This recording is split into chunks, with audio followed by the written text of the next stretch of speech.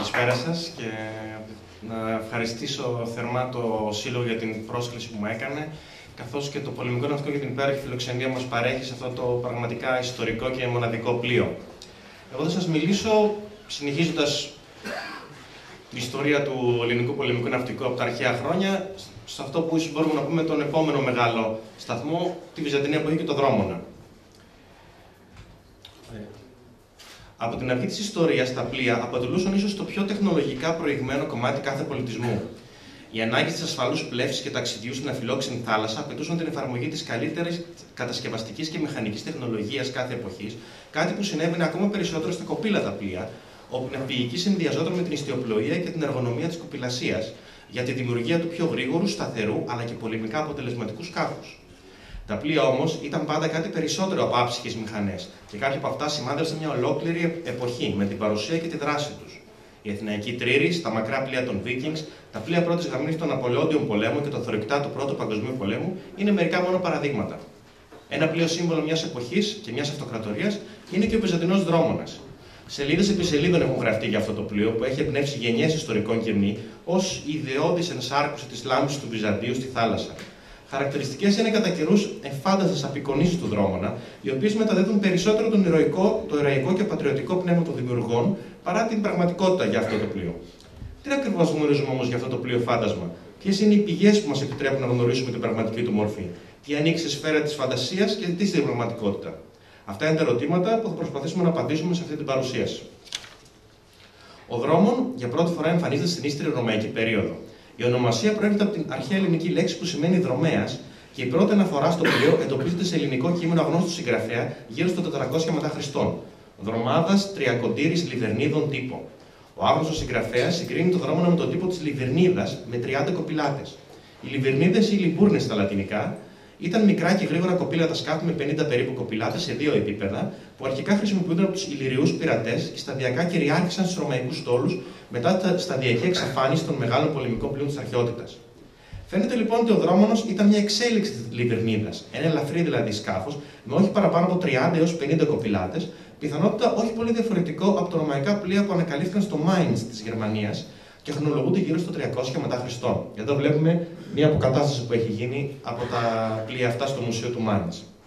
Η κυριάρχηση των ελαφρών και γρήγορων πλοίων αυτή την εποχή δικαιολογείται από το γεγονός ότι με τη ρωμαϊκή ειρήνη η Μεσόγειος είχε γίνει μια πραγματικά ρωμαϊκή λίμνη και η πειρατεία είχε πια εκλείψει σχεδόν ολοκληρωτικά.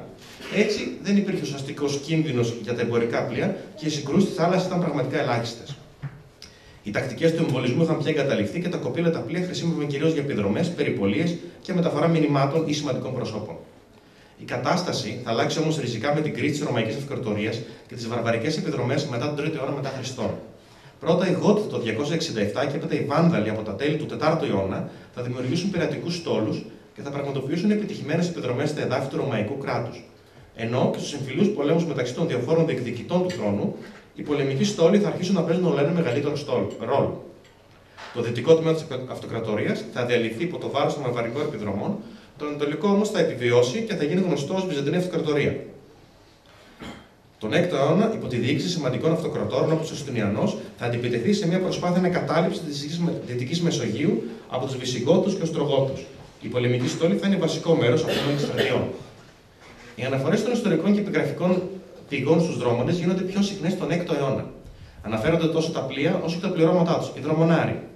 Ο συγγραφέας Προκόπιος της Καισαρίας, γράφοντας για την εκστρατεία του Βελισσαρίου στην Αφρική, περιγράφει τους 92 δρόμονες του στόλου ως γρήγορα πολεμικά πλοία με μία σειρά κοπηλατών που προστατεύονταν από έναν τύπο καταστρώματος και πανδρομένα με 2.000 πεζοναύτες που ήταν επίσης και κοπηλάτες. Οι τελευταίοι ήταν πιθανότητα υπεράριθμοι στα πλοία και βοηθούσαν το κυρίως κοπηλατικό πλήρωμα, μιας και πλοία με 20 κοπηλάτες ήταν πραγματικά πολύ μικρά για να λάβουν μέρος σε οποιαδήποτε σοβαρή πολεμική επιχείρηση. Οι εικονογραφικές πηγές της εποχής είναι δυστυχώς φτωχές, αλλά φαίνεται να επιβεβαιώνουν τη μορφή του πρώιμου Δρόμονα. Ο κώδικας της Ενιάδας του Βατικανού παρουσιάζει πλοία με μια σειρά κουπιά που φέρουν κυρτά άκρα όπως τα αρχαία πλοία, καθώς και προεξωμένο έμβολο στην πλώρη, το οποίο κρέμεται από μια λυσίδα από το ποδόστρωμα της πλώρης. Σίγουρα έμβολα τέτοιου τύπου ήταν ακατάλληλα για εμβολισμό, αλλά βοηθούσαν τη σταθερότητα του πλοίου. Η Ηλιάδα της Αμβροσιανής Βιβλιοθήκης του Μιλάνου παρουσιάζει παρόμοια πλοία, με τη διαφορά ότι εδώ δεν είναι ξεκάθαρα αν υπάρχουν έμβολα. Μια ενδιαφέρουσα λεπτομέρεια είναι η πιθανή ύπαρξη τριγωνικών πανιών, λατινιών δηλαδή, τα οποία θα κυριαρχήσουν στη Μεσόγειο σε όλη τη μεσαιωνική περίοδο, αντικαθιστώντας τα παλαιότερα τετράγωνα πανιά. Η περίοδος που αποκαλούνται από πολλούς οι σκοτεινοί αιώνες του Βυζαντίου. Στη Δύση, οι κατακτήσεις του Ιουστινιανού στην Ιταλία σύντομα θα χαθούν και η βυζαντινή κυριαρχία θα περιοριστεί στη Νότια Ιταλία και τη Σικελία, ενώ στην Ανατολή, παρά την πλήρη ήττα των Περσών από τον Ηράκλειο το 627, η εμφάνιση των Αράβων θα οδηγήσει την αυτοκρατορία σε βαθιά κρίση με μια σειρά από εξοντωτικούς πολέμους από τον 7ο μέχρι τον 10ο αιώνα. Παρότι αρχικά δεν είχαν καμία σχέση με τη θάλασσα, οι Άραβες σύντομα θα κατασκευάσουν τον πρώτο του στόλο και θα νικήσουν τους Βυζαντινούς στην αμαχία των Καταρτιών το 655, ξεκινώντας μια σειρά επιδρομών στο Αιγαίο και φτάνοντας μέχρι και την Κωνσταντινούπολη, την οποία θα πολιορκούσαν επιτυχώς 2 φορές. Οι Βυζαντινοί θα χάσουν πολλά εδάφη, όπως την Αίγυπτο και τη Συρία, αλλά ακόμα και την Κρήτη, που θα αποτελέσει τη βάση των πειρατικών επιδρομών των Αράβων, που θα κορυφωθούν με την άλωση τη Θεσσαλονίκη το 904. Τα πολεμικά πλοία αυτή τη εποχή μα είναι σχεδόν άγνωστα. Ο όρος δρόμων γίνεται η πιο κοινή ονομασία στις γραπτές πηγές, τόσο στις ελληνικές όσο και στις λατινικές, ενώ εμφανίζεται και σε αραβικές πηγές. Παράλληλα, χρησιμοποιείται και ο όρος χελάνδιο, που περιγράφει μια παραλλαγή παρόμοιου πλοίου ικανού να μεταφέρει φορτίο και άλογα. Είναι δηλαδή το πρώτο ποπατικό. Καμία γραπτή πηγή, ωστόσο, δεν δίνει σαφείς πληροφορίες για τη μορφή των πλοίων. Η μοναδική εικόνα κοπήλα των πλοίων προέρχεται από το χειρόγραφο των Ιερών Παραλλήλων του Ιωάννη Δαμασκηνού, που χρονολογείται στα μέσα του 9ου αιώνα. Τα 2 πλοία που απεικονίζονται έχουν μία σειρά κουπιά, 2 πηδάλια στην πρίμνη και πιθανότητα ένα μικρό έμβολο στην πλώρη. Η παρουσία 2 καταρτιών που φέρουν τριγωνικά πανιά υποδεικνύει ότι τα πλοία είναι αρκετά μεγάλα, με 50 τουλάχιστον κοπηλάτες. Κατά την περίοδο αυτή, οι ιστορικές πηγές αναφέρουν και την εφεύρεση του υγρού πυρός από τον Σύριο αρχιτέκτονα και μηχανικό Καλίνικο το 672. Το νέο όπλο, ένα μείγμα ναύθας, θείου και ασφάλτου, θα χρησιμοποιηθεί με μεγάλη επιτυχία από τους Βυζαντινούς ενάντια στους Άραβες, τους Αβάρους και τους Ρώσους, και η ακριβή σύνδεσή του θα παραμείνει μέχρι και σήμερα από τα σφράγιστα στο μυστικό. Εδώ θα πρέπει να κάνω μια σημείωση για τη βασική ναυπηγική τέχνη της εποχής. Μέχρι τον 6ο αιώνα μετά Χριστόν, η ναυπηγική τέχνη όπως τη γνωρίζουμε από πολλά ναυάγια εμπορικών πλοίων, ακολουθούσε στην αρχαία κελυφική μέθοδο, που συνίστατο στη συναρμολόγηση πρώτα του κελύφους, του πετσώματος δηλαδή του ξύλινου πλοίου, και μετά την προσθήκη των νομέων, των στραβόξυλων. Αυτό επιτυγχανόταν με τη χρήση εσωτερικών συνδέσμων και ξυλόκαρφων στο σχήμα που βλέπετε στην πάνω πλευρά της εικόνας. Το αποτέλεσμα ήταν να παράγονται ιδιαίτερα γερά και ελαστικά σκαριά, που απαιτούσαν όμως πολύ και εξειδικευμένη εργασία, καθώς και μεγάλη σπατάλη ξύλου. Ήδη από τη ρωμαϊκή εποχή οι ναυπηγοί είχαν ξεκινήσει να κινούνται προς μια πιο εύκολη και οικονομική σκελετική μέθοδο, όπου πρώτα στηνόταν ο σκελετός και πάνω του καρφωνόταν το κέλυφος, όπως συμβαίνει μέχρι και σήμερα στην παραδοσιακή ξυλοναυπηγική. Η νέα μέθοδος που επικράτησε μέχρι το 10ο αιώνα σχεδόν παντού επέτρεπε τη γρήγορη και απλή κατασκευή των πλοίων, τα οποία όμως δεν είχαν τις αντοχές των αρχαίων. Θα δούμε παρακάτω πώς αυτή η αλλαγή επηρέασε τη μορφή και των πολεμικών σκαφών. Η μακρά περίοδος κρίσης της αυτοκρατορίας θα λάβει τέλος με τη δυναστεία των Μακεδόνων Αυτοκρατόρων στα τέλη του 9ου αιώνα. Οι μακροχρόνιοι πόλεμοι με τους Άραβες θα επιφέρουν σταδιακά την αποτελεσματική οργάνωση της αυτοκρατορίας σε στρατιωτικά θέματα, πολλά εκ των οποίων θαλασσινά, και τη δημιουργία ενός ισχυρού στρατεύματος και ναυτικού, που υπό την ηγεσία ικανών και δραστήριων αυτοκρατόρων θα ανακτήσει πολλά από τα χαμένα εδάφη και θα καταφέρει κέρια πλέγματα στους εχθρούς της αυτοκρατορίας. Ο 10ος αιώνας είναι ακριβώς αυτή η περίοδος της επιτυχημένης αναδιοργάνωσης του στόλου και το ενδιαφέρον για το ναυτικό αντικατοπτρίζεται στη συγγραφή μιας σειράς έργων που αναφέρονται στην οργάνωση και τη διαχείριση του στόλου και του πολέμου στη θάλασσα. Το πρώτο είναι τα περίφημα ναυμαχικά, το αυτοκράτορα Λέοντα του Έκτου του Σοφού, τμήμα ενός μεγαλύτερου πολεμικού του αρχιεριδίου που λεγόταν τακτικά.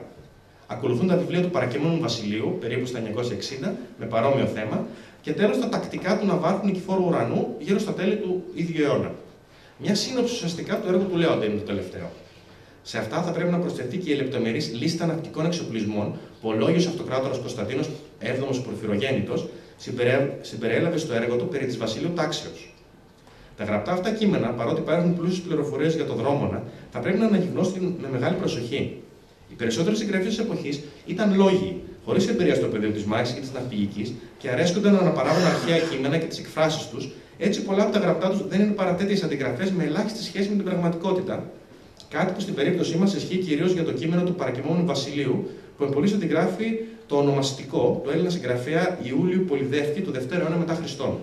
Το έργο του Λέοντα από την άλλη είναι πολύ πιο κοντά στην πραγματικότητα και δίνει κυρίως πρακτικές πληροφορίες, δεν αναφέρει όμως πολλά στοιχεία για την ναυπηγική.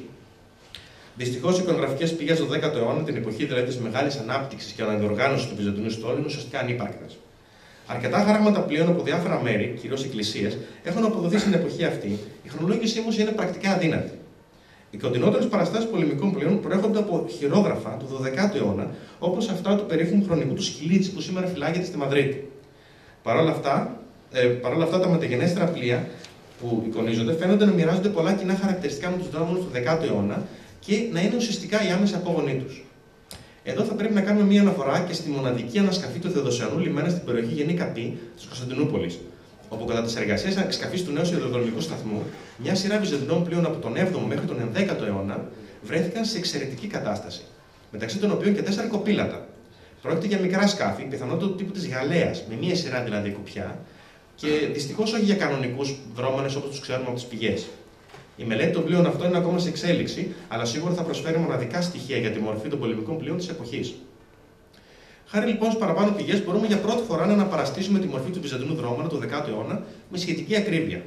Είχε συνήθως κοπηλατικό πλοίο με 100 με 108 άντρες, καταρμιμμένο σε 2 σειρές, σε 25 με 27 πάγκους κοπηλασίας, ήταν δηλαδή μια μορφή δίρους. Οι διαστάσεις του πλοίου ήταν ανάλογες με το κοπηλατικό πλήρωμα και υπολογίζονται σε 36 με 40 μέτρα μήκος και 5 μέτρα πλάτος. Η κατασκευή του δρόμου δεν πρέπει να ήταν ιδιαίτερα βαριά, και αυτό επέτρεπε στα πλοία να σύρονται εύκολα στην παραλία για επισκευές και ασφάλεια, ενώ σε μία περίπτωση αναφέρεται η μεταφορά ενός ολόκληρου στόλου από τον άβροχο Νικήτο Ρήφα το 874 διαμέσου του ισθμού της Κορίνθου.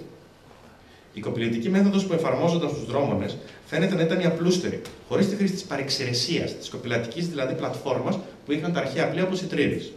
Κατά μία άποψη, η μία σειρά κοπηλατούσε πάνω από ένα συνεχές κατάστρωμα και η άλλη μέσα από το αμπάρι, ενώ κατά μία άλλη άποψη, που βλέπετε κάτω στην εικόνα μας, το πλοίο δεν έφερε συνεχές κατάστρωμα που χώριζε τις δύο σειρές κοπηλατών, όπως πιστεύετε ότι συνέβαινε και στις αρχαίες Τρίδεις. Η ύπαρξη συνεχούς καταστρώματος βασίζεται σε κάποιες ασαφείς πληροφορίες των κειμένων, οι οποίες ωστόσο φαίνεται ότι αντιγράφουν αρχαίες πηγές και δεν ανταποκρίνονται στην πραγματικότητα της εποχής. Η ύπαρξη συνεχούς καταστρώματος θα έκανε το πλοίο πολύ βαρύ και αργό, ενώ θα δημιουργούσε και μεγάλο πρόβλημα εξαερισμού στους κοπηλάτες που θα κόπιαζαν και θα έδραναν κλεισμένοι στο αμπάρι. Πιστεύουμε ότι οι δρόμονες ήταν ανοιχτά πλοία με λιτή κατασκευή και τα μόνα καταστρώματα βρισκόταν στην πλώρη και στην πρίμνη, ενώ υπήρχε και ένα στενός διάδρομος επικοινωνίας ανάμεσα από τους κοπηλάτες. Η κάτω σειρά κοπηλατών δούλευε τα κοπιά της μέσα από τρύπες στα πλαϊνά του σκαριού, οι οποίες κλείνονταν με δερμάτινους ασκούς, τα μανικέλια, για να μην εισέρχεται το θαλασσινό νερό. Η πάνω σειρά κοπηλατών χρησιμοποιούσε τους καρμούς της κουπαστής και προστατευόταν από ένα ελαφρύ κυκλίδωμα, το καστέλωμα, όπου στη μάχη κρέμονταν ασπίδες ή δέρματα για προστασία. Οι πρώτοι κοπηλάτες προς την πλευρά της πλώρης είχαν μπει στο καθήκον να ρίχνουν τις άγκυρες και να χειρίζονται τη συσκευή του υγρού πυρός, το σύφωνα. Οι κοπηλάτες ήταν επίσης οπλισμένοι και σε περίπτωση συμπλοκής άφηναν τα κουπιά τους, τουλάχιστον αυτή της πάνω σειράς, και μάχονταν μαζί με τους πεζοναύτες. Χαρακτηριστικά, ο Λέων ο Έκτος συστήνει την προσεκτική επιλογή των κοπηλατών ανάλογα με τη γενναιότητά τους και την τοποθέτηση των καλύτερων στην πάνω σειρά. Αναφέρεται επίσης η ύπαρξη μεγαλύτερων δρομόνων με 150 κοπηλάτες, εκ των οποίων οι 50 κοπηλατούσαν στην κάτω σειρά και 100 στην πάνω. Είναι ωστόσο άγνωστο αν τα πλοία αυτά ήταν τρύρεις με 3 σειρές κουπιά. Οι δρόμονες δεν έφεραν κανονικό έμβολο στην πλώρη όπως τα αρχαία πλοία, αλλά την προεμβολίδα, ένα είδος προέκτασης ενός από τους πλαϊνούς ισοστήρες του σκαριού, που βρισκόταν έξω από το νερό και χρησιμοποιήθηκε ως πλατφόρμα αποβίβασης, διαδομητικό στοιχείο ή βοηθούσε στην ιστιοφορία, όπως τα σύγχρονα μπαστούνια υπομπρέσια των ιστιοφόρων. Η εγκατάλειψη της τακτικής του εμβολισμού οφειλόταν κυρίως στη νέα μέθοδο κατασκευής των πλοίων, που αναφέραμε πιο πάνω, που δεν επέτρεψε στα σκαριά να αντέξουν το σοκ του εμβολισμού και που θα οδηγούσε στην καταστροφή και των δύο σκαφών που εμπλέκονταν σε αυτόν. Στο μικρό κατάστρωμα της πλώρης βρισκόταν ο σύφωνας, που εκτόξευε το υγρό πύρ προστατευμένος από ένα ξυλόκαστρο. Το ξυλόκαστρο ήταν μια περιψωμένη πλατφόρμα καλυμμένη με ασπίδες, δέρμα ή ξύλο, από όπου οι πολεμιστές μπορούσαν με ασφάλεια να βάλουν εναντίον του εχθρού, η χρήση της οποίας, αυτής της πλατφόρμας δηλαδή, καταγράφεται ήδη από την ελληνιστική εποχή. Παρόμοια ξυλόκαστρα αναφέρονται επίσης στη μέση των καταρτιών. Η αναφορά αυτή είναι δυσνόητη, αφού όχι μόνο τα κατάρτια δεν θα μπορούσαν να στηρίξουν τέτοιες κατασκευές, αλλά είναι γνωστή η τακτική σε όλα τα κοπήλατα πλοία να χαμηλώνουν τα κατάρτια όταν έμπαιναν στη μάχη. Το πιο πιθανό είναι τα ξυλόκαστρα να βρίσκονταν ανάμεσα στα δύο κατάρτια του δρόμωνα, περίπου στη μέση του πλοίου δηλαδή. Επίσης φαίνεται ότι τα ξυλόκαστρα και το καστέλωμα, κουπαστές δηλαδή, δεν αποτελούσαν σταθερό εξοπλισμό των πλοίων, αλλά ότι στείνονταν ειδικά για τις ναυμαχίες. Κάτι πολύ λογικό, αφού οποιασδήποτε βαριές υπερκατασκευές θα επηρεάζαν σοβαρά την ισορροπία και τη σταθερότητα των ελαφρών αυτών σκαφών. Στην πρίμνη, ο δρόμος έφερε στη σκηνή του κυβερνήτη, τον κράβατο, τα πλαϊνά πηδάλια με τους πεδαλιούχους, καθώς και τους βάρδονες, που φαίνεται πως ήταν οι κυρτές συνέχειες των πλαϊνών σανιδιών του σκάφους, όπως βλέπουμε σε μεταγενέστερες εικονογραφικές πηγές. Εδώ βλέπουμε ένα χειρόγραφο που έχει τους βάρδονες, ιδιαίτερα κυρτούς, και μια σκηνή όπου είναι και ο επίσημος επιβάτης του πλοίου, μια βασίλισσα. Η χρήση τους ήταν αφενός διακοσμητική και αφετέρου να δημιουργούν ένα ευρύχωρο κατάστρωμα στην πρίμνη. Οι δρόμονες έφεραν ανάλογα με το μέγεθός τους ένα ή δύο κατάρτια με τριγωνικά πανιά λατίνια, τα οποία ήταν ο πιο κοινός τύπος ιστίων στη Μεσαιωνική Μεσόγειο. Τα πανιά αυτά ήταν συχνά πολύ μεγάλα και επέτρεπαν στο πλοίο να εκμεταλλεύεται τους σύντομους και απότομους ανέμους του Μεσογείου, απαιτούσαν ωστόσο μεγάλο πλήρωμα και δεν μαϊνάρονταν εύκολα. Τα κατάρτια για τα πανιά χαμήλωναν και αποθηκεύονταν όταν το πλοίο βρισκόταν σε ναυμαχία. Κάποιες φορές, επίσης, τα κατάρτια χρησιμοποιούνται και για να στηρίξουν πλατφόρμες για πολιορκίες, όπως συνέβη στην άλυση της Θεσσαλονίκης από τους Άραβες το 904 και αργότερα από τους σταυροφόρους της 4ης σταυροφορίας στην Κωνσταντινούπολη. Άγκυρες, χινιά, ανταλλακτικά κουπιά, ξύλα για επισκευές, καρφιά, πίσα, σπίδες, βέλη και ακόντια συμπλήρωναν το βασικό εξοπλισμό του δρόμονα και ήταν ιδιαίτερα κρίσιμο κάθε πλοίο να είναι πλήρως εφοδιασμένο πριν τη μάχη. Η προμήθεια των τροφίμων και ιδιαίτερα του νερού ήταν επίσης βασική, παρότι ο περιορισμένος χώρος στο αμπάρι των πλοίων και η ελευθεριά του κατασκευή δεν ευνοούσαν τα ταξίδια σε ανοιχτές θάλασσες. Κάθε στόλος όφιλε να διαθέτει και πλοία υποστήριξης, τα οποία ήταν ιστιοφόρα και μετέφεραν στρατιώτες, άλογα και προμήθειες, ιδιαίτερα όταν οι στόλοι επιχειρούσαν εκστρατείες ενάντια σε εχθρικό έδαφος. Επίσης, σημαντική ήταν η συμβολή των πιο γρήγορων και ελαφρών σκαφών με μία σειρά κουπιά, που συνήθως αναφέρονται ως γαλέες στην παρακολούθηση του εχθρού, στη μεταφορά μηνυμάτων και στις επιδρομές. Οι τακτικές μάχες του πολέμου στη θάλασσα ήταν παρόμοιες με αυτές του πολέμου στην ξηρά, μια και όπως είπαμε, η μέθοδος του εμβολισμού είχε πια εγκαταλειφθεί. Όταν εντοπιζόταν ο εχθρός και αποφεζόταν η σύμπλοκη, τα πλοία κατέβαζαν τα κατάρτια και τα πανιά τους, το πλήρωμα εξοπλιζόταν και στηνόταν αν δεν υπήρχαν ήδη οι προστατευτικές κουπαστές και τα ξυλόκαστρα. Βασικό στοιχείο της συμπλοκής ήταν η χρήση εκίβολων όπλων, όπως τα τόξες, οι σφεντώνες, οι βαλιστρίδες, οι καταπέλτες, το υγρό πυρ ή ακόμα και απλώς πέτρες που εξφενδόνιζαν με τα χέρια τους πεζοναύτες. Ολόν ο έκτος ρητά συμβουλεύει να αποφεύγεται η άμεση συμπλοκή και η αγκίστρωση των πλοίων, γιατί θα μπορούσε να αποβεί ολέθρια σε περίπτωση φωτιάς και για τα δύο πλοία. Τα πληρώματα των πλοίων φρόντιζαν να καλύπτονται καλά στα ξυλόκαστρα και πίσω από τις ασπίδες τους και να προκαλέσουν όσο το δυνατόν μεγαλύτερες απώλειες στο εχθρό, χωρίς ταυτόχρονα να μένουν οι ίδιοι χωρίς βλήματα, χωρίς βέλη δηλαδή. Μεγάλες πέτρες και μιλόλιθοι ρίπτονταν από τα ξυλόκαστρα ή τους καταπέλτες σε μια προσπάθεια διάρρηξης του κελύβους του εχθρικού πλοίου, ενώ αναφέρεται και η χρήση χειροβομβίδων με ασβέστη, υγρό πυρ ή ακόμα και σκορπιούς και φίδια, καθώς και τριβόλου, που βλέπουμε στην κάτω φωτογραφία. Πολύ πριν από τη συνθήκη της Γενέβης, κάθε φρικτό μέσο χρησιμοποιούνται για τον αφανισμό και την τρομοκράτηση του εχθρού στις ναυμαχίες. Η αγριότητα των οποίων πρέπει να ήταν πολύ μεγάλη. Το πιο εντυπωσιακό ωστόσο όπλο του δρόμου ήταν το υγρό πυρ. Οι περισσότεροι δρόμονες είχαν τουλάχιστον ένα σύμφωνα στην πλώρη και μερικοί περισσότερους. Παρότι η χρήση του υγρού πυρός αναφέρεται συχνά στις πηγές να σώζει την ναυκοκρατορία και να σπέρνει τον πανικό στους εχθρούς, στην πραγματικότητα η χρήση του πρέπει να ήταν αρκετά δύσκολη και επικίνδυνη. Η ύπαρξη ιδιαίτερα έπλεκτων υλικών σε ασταθή πλοία, καθώς και οποιαδήποτε αλλαγή του ανέμου, μπορούσε να φέρει την καταστροφή στο ίδιο το πλοίο που το χρησιμοποιούσε. Επίσης, σύγχρονα πειράματα που έγιναν για την ανακατασκευή και χρήση ενός σύμφωνα έδειξαν πως το βασικό πρόβλημα ήταν η δημιουργία στεγανών χάλκινων σωλήνων, κάτι ιδιαίτερα δύσκολο κατά το Μεσαίωνα. Η χρήση, επομένως, του σημαντικού αυτού όπλου προϋπέθεται ιδιαίτερη προσοχή και οργάνωση, καθώς και ιδιαίτερα καλοφτιαγμένο εξοπλισμό. Πιο ασφαλής πρέπει να ήταν η χρήση πύληνων και γυάλινων χειροβομβίδων με υγρό πυρ, καθώς και οι φορητοί χειροσύφωνες, που εμφανίστηκαν την εποχή του Λέοντος του Έκτου. Το επόμενο. Αυτό.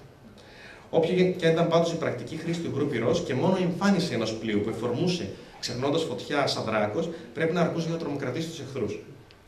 Το άρτιο αναδιοργανωμένο βυζαντινό ναυτικό θα καταφέρει αποφασιστικά χτυπήματα στους εχθρούς της αυτοκρατορίας και θα επαναφέρει τη βυζαντινή θαλασσοκρατία στο μεγαλύτερο μέρος της Ανατολής. Οι συγκρούσεις μεταξύ των δύο βασικών διεκδικητών των θαλασσών, των Βυζαντινών και των Αράβων δηλαδή, θα πάψουν στις αρχές του 11ου αιώνα και τελευταία βασικά αποτυχημένη αραβική επιδρομή στο Αιγαίο θα γίνει το 1035. Με την επικράτηση της ειρήνης στις θάλασσες θα αρχίσει και η παρακμή του δρόμονα και του στόλου γενικότερα. Οι περισσότεροι αυτοκράτορες θα μελήσουν τη φροντίδα και συντήρηση του στόλου, ενώ παράλληλα τα θαλασσινά θέματα θα αρχίσουν πια να δίνουν τις εισφορές τους σε χρήμα και όχι σε πλοία και πληρώματα, όπως παλαιότερα. Η εμφάνιση των Σελτζούκων Τούρκων στη Μικρά Ασία θα δημιουργήσει ένα καινούριο μέτωπο για την αυτοκρατορία και η άμυνα θα επικεντρωθεί, όπως είναι γνωστό, όχι πάντα με επιτυχία, εκεί. Παράλληλα, η διωγγούμενη διαφθορά της διοίκησης θα οδηγήσει στον στόλο σε μαρασμό. Μόνο δραστήριοι και δυναμικοί αυτοκράτορες όπως ο Μανουήλ Κομνηνός θα κατασκευάσουν ξανά ισχυρούς στόλους, οι διάδοχοι τους όμως θα τους εγκαταλείψουν πλήρως και θα καταλήξουν να υπάρχουν 20 θλιβερά σκαφίδια κατά τον Νικήτα Χωνιάτη να υπερασπίζονται την Κωνσταντινούπολη απέναντι στους Λατίνους της 4ης Σταυροφορίας του 1204. Τα πλοία αυτά φυσικά θα γίνουν εύκολη λία για τους μακράν ανώτερους στόλους των Βενετών και των Γενουατών. Στο διάστημα αυτό, οι γραπτές πηγές θα αρχίσουν να χρησιμοποιούν όλο και λιγότερο τον όρο δρόμονας. Πέρα από διάφορες αρχαιοελληνικές ονομασίες που οφείλονται στην τάση των συγγραφέων της εποχής να συναγωνίζονται στην εφάνταστη αναπαραγωγή ξεχασμένων όρων, ο όρος Γαλλία γίνεται όλο και πιο κοινός, τόσο στα ελληνικά όσο και στα λατινικά κείμενα. Η βασική διαφορά της Γαλλίας και του Δρόμονα, πέραν του μεγέθους, ήταν αρχικά η ύπαρξη μίας μόνο σειράς κουπιών. Είναι δύσκολο όμως να παρακολουθήσουμε την εξέλιξη του πλοίου, αλλά γνωρίζουμε ότι μέχρι τα μέσα του 13ου αιώνα ένας νέος τύπος κοπήλατο πλοίου θα αρχίσει να επικρατεί στη Μεσόγειο. Ο τύπος αυτός, για την κατασκευή του οποίου έχουμε μια εξαιρετική πρώτη καταγραφή στα αρχαία της Νεάπολης από το 1274, θα είναι ένα πλοίο με πλήρες κατάστρωμα, όπου οι κοπηλάτες θα κοπηλατούν από το ίδιο επίπεδο, καθισμένοι στον ίδιο πάγκο. Διαμέσου μιας ιδιαίτερα μεγάλης παρεξηρεσίας, που στις τελικές πηγές αναφέρεται ως τελάρο.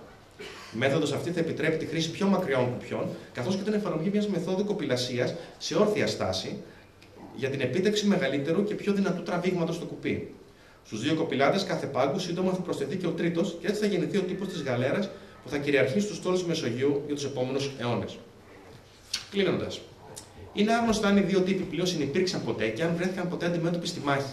Ίσως όμως αυτό να συνέβη πραγματικά στην τελευταία μεγάλη ναυμαχία του Βυζαντινού στόλου, που έγινε στη Δημητριάδα το 1273. Ο στόλος που με επιτυχία έχει οργανώσει ο Μιχαήλ ο VIII Παλαιολόγος μετά την ανακατάληψη της Κωνσταντινούπολης το 1261, αντιμετώπισε την ευθυνηδιαστική και καλά προετοιμασμένη επίθεση των Λατίνων στον Νεγρεπόντε, από τη Χαλκίδα δηλαδή. Οι πηγές αναφέρουν ότι τα Βυζαντινά πλοία ήταν μικρότερα από αυτά των Λατίνων, τα οποία επίσης έφεραν και ξυλόκαστρα στημένα ειδικά για αυτή τη μάχη. Ωστόσο, μετά από σκληρό αγώνα και την αύξηση των ενισχύσεων του δεσπότη Ιωάννη Παλαιολόγου, οι Βυζαντινοί νίκησαν κατά κράτος τους Λατίνους.